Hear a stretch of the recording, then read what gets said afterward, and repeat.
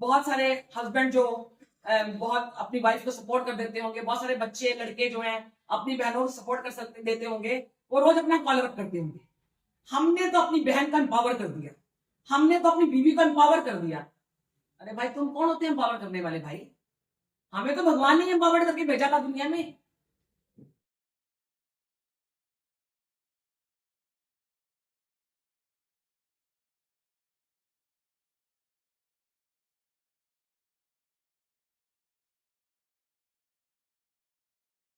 क्या पूरा खुला आसमान है आपके लिए, एंड उस आसमान में जैसे चढ़िए चाहिए उड़िए। महिला किसी का जवाब देती है, आसमान तो आपने मेरे को दे दिया, अगर मैं गिर जाऊंगी तो? सामने वाला कहता है अगर आप उड़ लोगी तो? आप ये क्यों सोचते हो कि हम गिर जाएंगे? हम उड़ान भी तो कर सकते हैं भाई।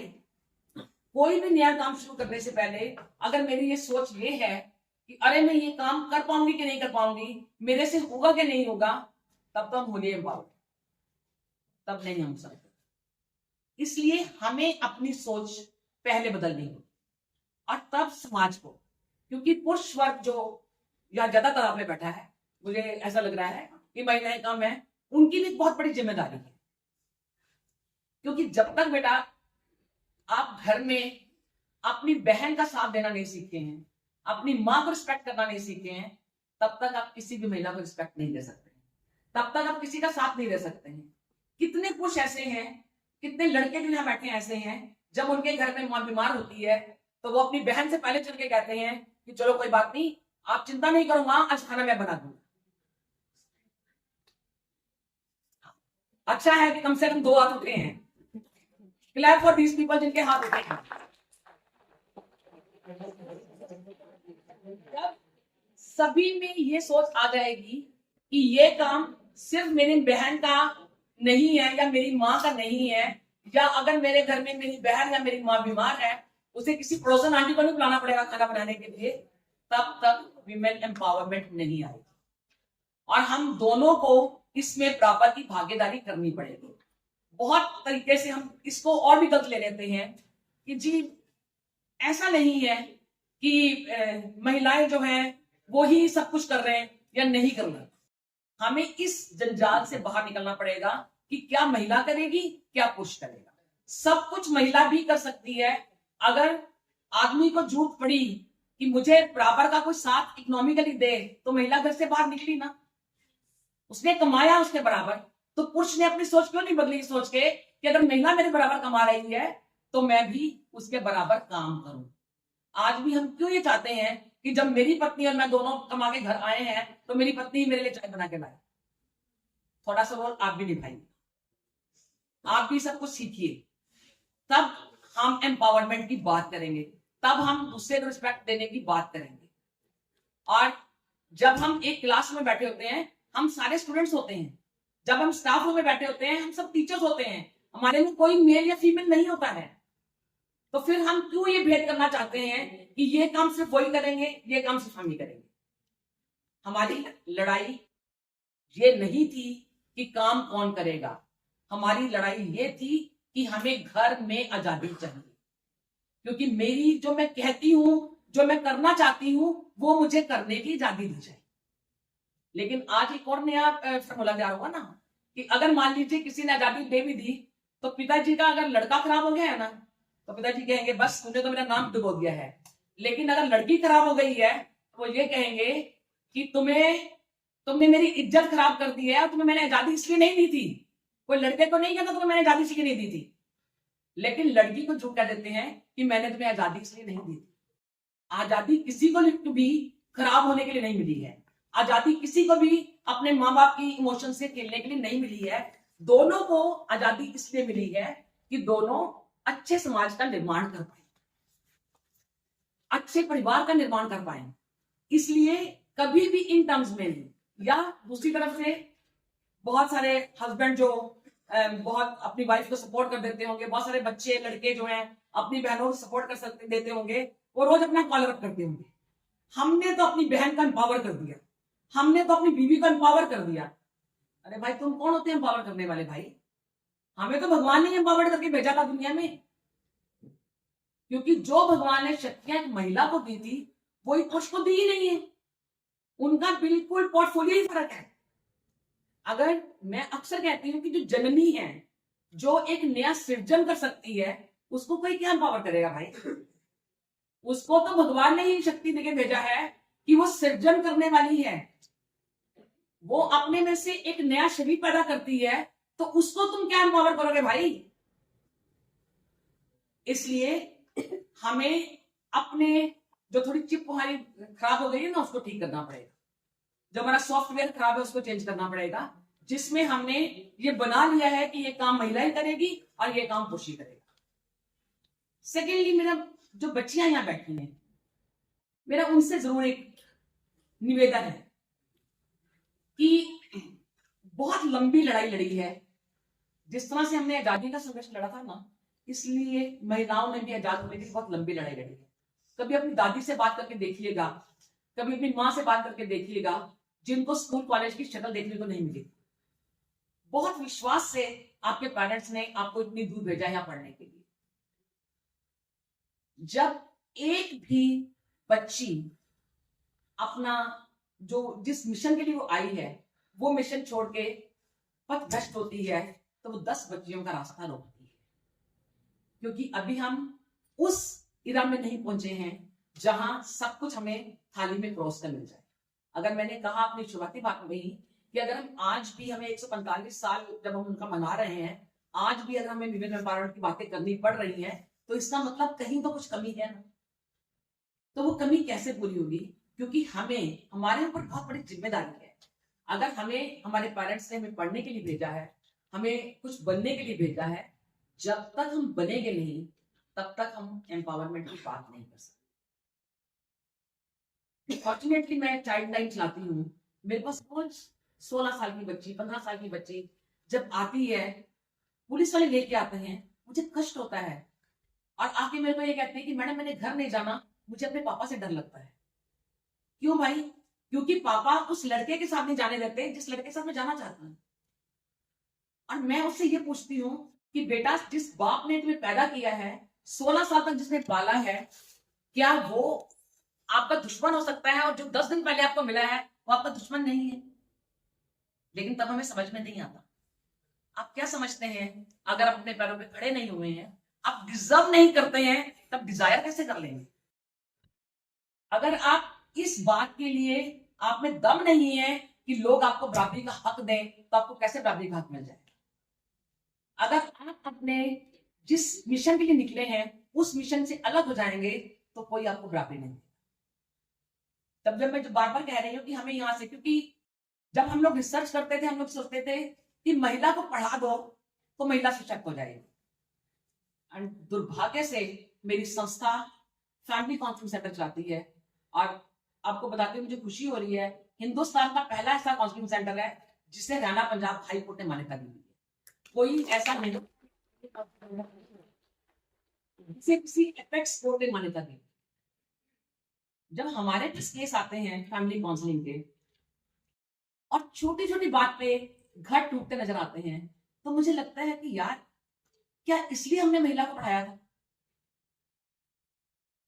मीन्स ऐसी ऐसी बातें आके करेंगी। 15 साल की कोर्टशिप है और शादी के 15 दिन बाद लोग आ जाते हैं कि मुझे डाइवोर्स चाहिए। अब किसको कहोगे आप इसमें? अब इसमें यह कहोगे कि लड़के सोशलाइज नहीं हुए हैं या लड़कियां सोशलाइज नहीं हुई हैं? और मैं उनसे पूछती हूँ, भाई 15 साल कोर्टशिप चली थी, 15 महीने तो साथ आ गए थे भाई। अगर मान लीजिए आपने उनका काउंसलिंग करके उनका घर बसा भी दिया, साल 2 साल में फिर खड़े होंगे। एंड जब बच्चा होने के बाद कोई आता है वहां, अब मुझे बताइए कि उस बच्चे का क्या भविष्य होगा जो आप माँ बाप की लड़ाई में उलझ रहा है? क्या ये मतलब था सशक्त होने का?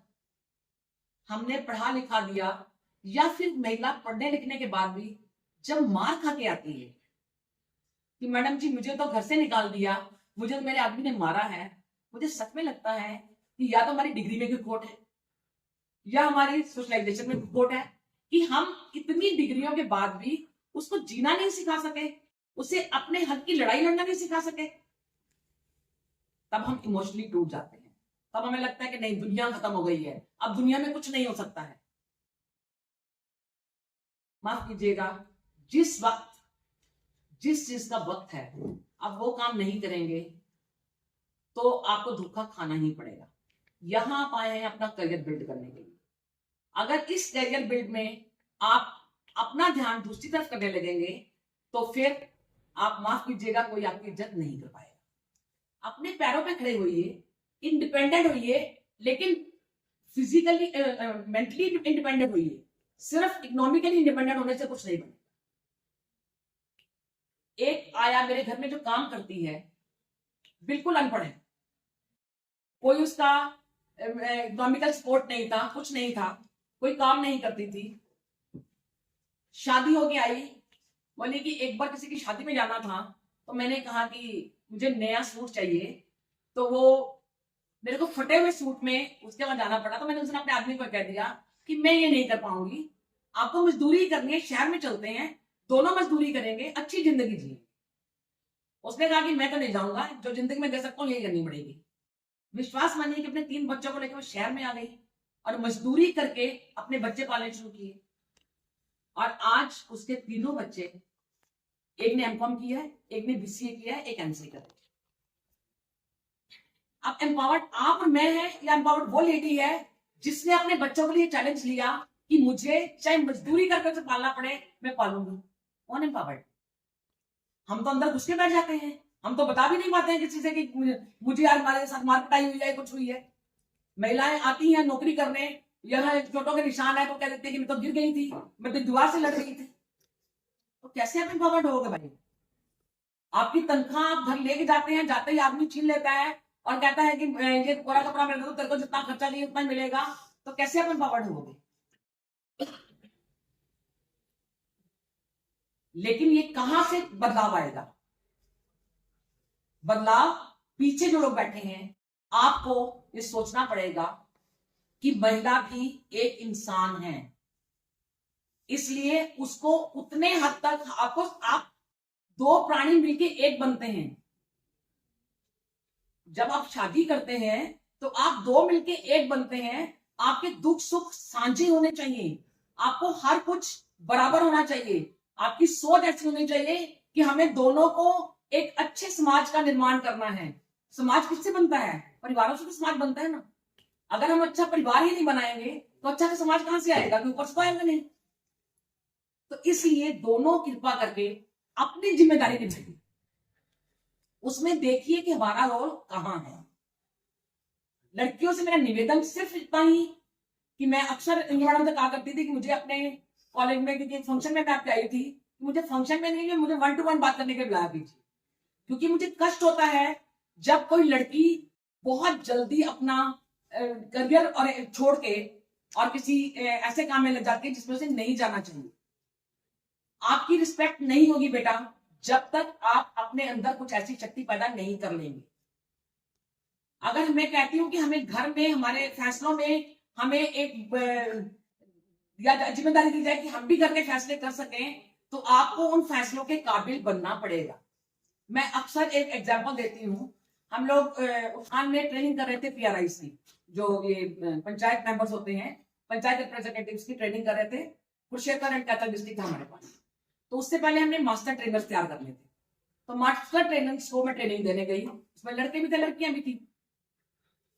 एंड हमने उनको पूरा पंचायती राज एक्ट और जितने और चीजें पढ़ानी थी, पूरी की पढ़ाई करानी थी। एक दिन हम लोगों को जाना था पंचायत की कार्रवाई दिखाने के लिए उनको, कि पंचायत की कार्रवाई कैसे होती है। आप वो देखिए, सो दैट कि आप जब ट्रेनिंग देंगे तो आपको पता होना चाहिए। जहां हम लोगों ने जिस पंचायत में जाना था, वहां वॉकिंग डिस्टेंस था, 20-25 मिनट चल के जाना था।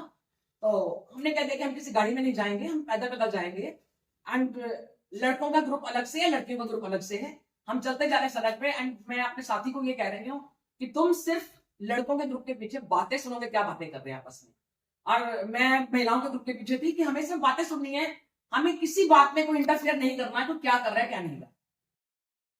20 या 25 मिनट के रास्ते में मुझे दुख हुआ ये बताते हुए आपको कि महिलाओं ने एक भी बात ट्रेनिंग से रिलेटेड नहीं की, कि हमने ट्रेनिंग में जो भी पढ़ाया एक भी बात उससे रिलेटेड नहीं थी।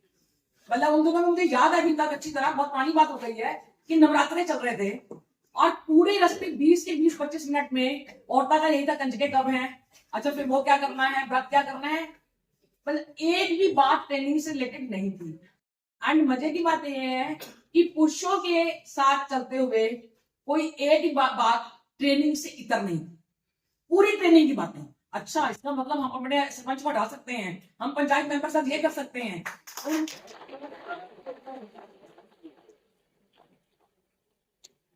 तो बहुत कुछ अगर तारीफ जा रहे हैं ना, इस काबिल करना आपका भी उतना ही धर्म है, क्योंकि जब तक खाना आप नहीं बनाओगे, मम्मी को वहां भेजोगे नहीं पंचायत में, तो काम नहीं चलेगा।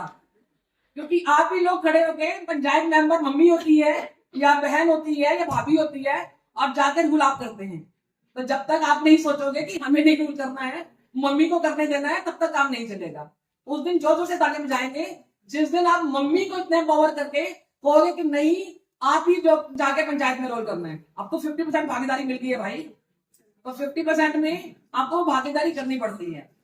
हम जब जाते हैं किसी गांव में, सरपंच साहब से 3 महीने 4 महीने 10 महीने मिलते रहते हैं, और बाद में जब साइन कराने का टाइम आता है तो सरपंच साहब कहते हैं कि 1 मिनट रुकिए, मैं साइन करा के लाता हूँ। सरपंच साहब किसके साइन कराने हैं? नहीं सरपंच तो मेरी बीवी है। हमें 6 महीने उस गांव में काम करने के बाद ये पता नहीं चलता कि सरपंच ये नहीं था, सरपंच इसकी बीवी। तो उसमें बीवियों का भी उतना ही है कि जब अगर मेरे हाथ में कोई ताकत आ गई है तो मुझे उसे उस ताकत का इस्तेमाल भी करना आना चाहिए। 50% भागीदारी से या किसी तरह की भागीदारी से, खाली पुरुषों को सपोर्ट करने से काम नहीं चलेगा। जब तक हम महिलाएं मानसिक रूप से सशक्त नहीं होंगी और हम ये मान नहीं लेंगे कि हम कमजोर नहीं हैं, हम वो सब कुछ कर सकते हैं जो एक पुरुष कर सकता है। हम अक्सर एक गाना गाया करते थे, कोमल है कमजोर नहीं, शक्ति का नाम ही नारी है, सबको जीवन देने वाली मौत भी तुझ से हारी है।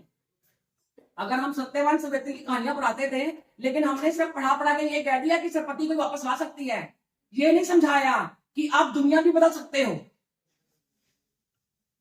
आपके हाथ में पूरी ताकत है, लेकिन जिस वक्त जो करने का वक्त है, कृपा करके वही काम कीजिए। एंड अगर एक बिटिया हमारी किसी रास्ते से भटकती है, वो 10 बेटियों का रास्ता बंद करती है। कृपा करके बिल्कुल ऐसा नहीं कीजिए, एंड पहले अपने पैरों पे खड़े होइए। First deserve then desire. अपने आप को इस काबिल कर लीजिए कि आपकी जो सजेशन है, जो आप सलाह दे रहे हैं परिवार के किसी मामले में, वो इतनी परिपक्व है कि अगला मानने पे मजबूर हो जाए।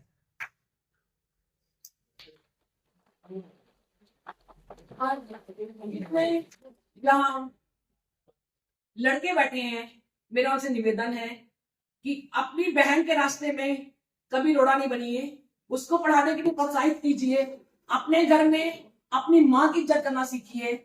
आज हम अगर बेटियों वाले डर रहे हैं अपनी बच्ची को बाहर निकालने के लिए, तो एक डर ये भी है कि जो मेरी बेटी सुबह गई है वो सुरक्षित वापस भी आई तो नहीं आई। क्योंकि मैं अक्सर, मेरी माँ पढ़ी लिखी नहीं थी, अक्सर मेरे को कहा करती थी कि बेटा बेटियों से कोई नहीं डरता, बेटियों के कर्म से डरते हैं। तो मेरे को उस वक्त समझ नहीं आती थी ये बात ऐसा क्यों कहती हैं। लेकिन आज जब मैं समाज में निकलती हूँ तो मुझे लगता है, जब मैं अपनी बेटी को समझाती थी, जब उसके पापा कोई बात मुझे समझाते थे, तो मैं से कहती थी बेटा ये बाप नहीं बोल रहा, ये बाप का डर बोल रहा है। क्योंकि वो दिन भर कॉलेज में या जब तक कुछ देखते हैं, तो ये बाप नहीं बोल रहा, ये बाप का डर बोल रहा है। इस डर के माहौल को खत्म करना सिर्फ और सिर्फ पुरुषों के हाथ में है, और वो तभी होगा जब आप अपनी बहन को इज्जत देना सीख जाएंगे, अपनी माँ को इज्जत देना सीख जाएंगे, अपनी पत्नी को इज्जत देना सीख जाएंगे। क्योंकि हमें ऐसे समाज का निर्माण करना है, महिलाएं तो सशक्त हो जाएंगी, लेकिन पुरुषों की जिम्मेदारी उससे ज्यादा है। हमें ऐसे समाज का निर्माण करना है जहां मेरी कोई बेटी, मेरी कोई बहन, मैं खुद अगर रात को 12 बजे भी निकलना है तो मैं बिंदास निकल सकूं। मुझे ये कष्ट ना हो कि हाय मेरे को कोई रास्ते में रोक के कुछ भी कर सकता है, मेरा मर्डर कर सकता है, मेरा रेप कर सकता है, या मेरे साथ कुछ कर सकता है। ऐसा डर नहीं होगा, तभी महिला सच में एम्पावर हो पाए।